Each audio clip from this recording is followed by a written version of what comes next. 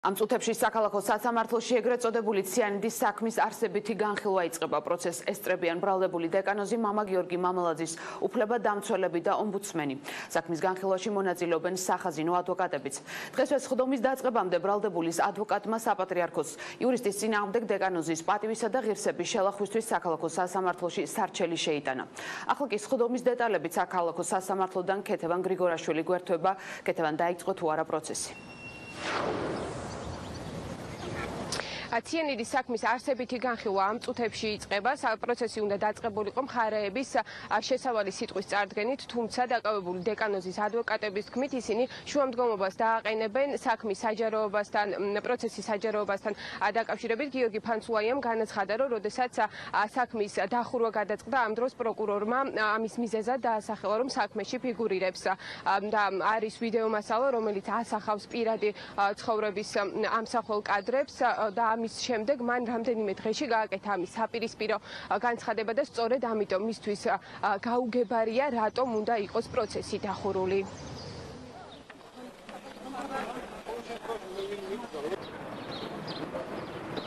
გვექნება შუამდგომლობა, სანამ სასამართლოს ხდომა დაიწყება და რომელიც ეხება საქმის საჯაროობას, ვინაიდან რადგან საქმეში გვაქვს ახალი საქმის გარემოება, აღარლო მთავარმა პროკურორმა საჯაროდ გააკეთა განცხადება იმასთან დაკავშირებით, რომ საქმეში არ არსებობს არანაირი პირადი ცხოვრების ამსახველი კადრი. დღეს მათი მთავარი პროკურორი, საქართველოს მთავარი პროკურორი აცხადებს საჯაროდ, რომ არანაირი საქმეში არ არის პირადი ცხოვრების ამსახველი მდგომასა. ჩვენ კანონით დადგენილი წესით ამოვიღეთ როგორც მტკიცებულება საქმეს დავურთავთ სასამართლოში და შესაბამისად დავაკანოთ ჩვენ შუამდგომლობას იმასთან დაკავშირებით, რომ სასამართლო იყოს საჯარო, ღიად და მე მგონი ახლა ისეთი აბსურდული მდგომარეობაში არ აღმოჩნდებიან პატივცემული პროკურორები, რომ თავიანთი მთავარი პროკურორისთან მოვლენ წინააღმდეგობაში. აქედან გამომდინარე, მე იმით ვიტყვიებ, რომ სასამართლოს არანაირი სამართლებრივი არგუმენტაცია არ დარჩება, იმით რომ სასამართლოს ხდომა დახუროს, არ დაგიშვათ თქვენ ჟურნალისტები, არ დაუშვას საზოგადოება და ასე შემდეგ. ეს იქნება ნომერ პირველი და ამის შემდეგ, რა თქმა უნდა, ჩვენ უკვე მხარეები წარმოადგენთ დღეს შესავალ სიტყვის. მე როგორც ადრე ვამბობდი, ვიმეორებ, რომ სახალხო დამცველს აქვს სრული უფლებამოსილება ნებისმიერ დახურულ პროცესს დაესწროს და დღეს მომეცემა ამის შესაძლებლობა.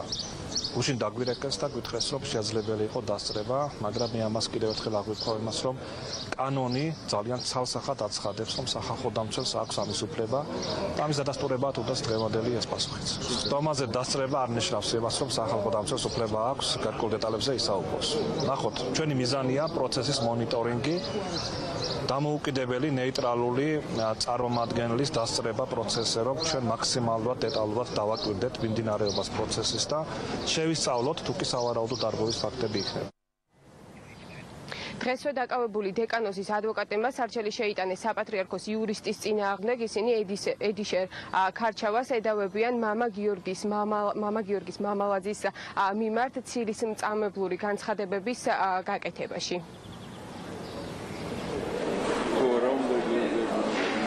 ეს არის გასათვალისწინებელი, რომ ბატონი ედიშენი რატომღაც უკვე აცხადებდა, რომ ეს ყველაფერი შესრულდა და თუ შესრულების პროცესში იქნებოდა მამა გიორგის სარგებელს ელოდებოდა. ეს არის სიცრუე, ეს არის დიახაც პატივისა და ღირსების შელახვა, იმიტომ რომ არ შეიძლება სასულიერო პირი, რომელიც მიმართაც არ გაგაჩნია არანაირი მტკიცებულებები, ესე საზოგადოდ გამობძანდე და მას ესეთ რაღაცაში ბრალი წაუყენო და ცილი დასწამო თითქოს და იმის მაგივრად, რომ ხელმოქმედებას ეწეოდა და ის მის მოძიებაში იყო, განაცხადა, რომ ის კრიმინალურ ჯგუფთან ეგრეთ წოდებულ დამნაშავეებთან დაპირებდა ფულის გათეთრებას.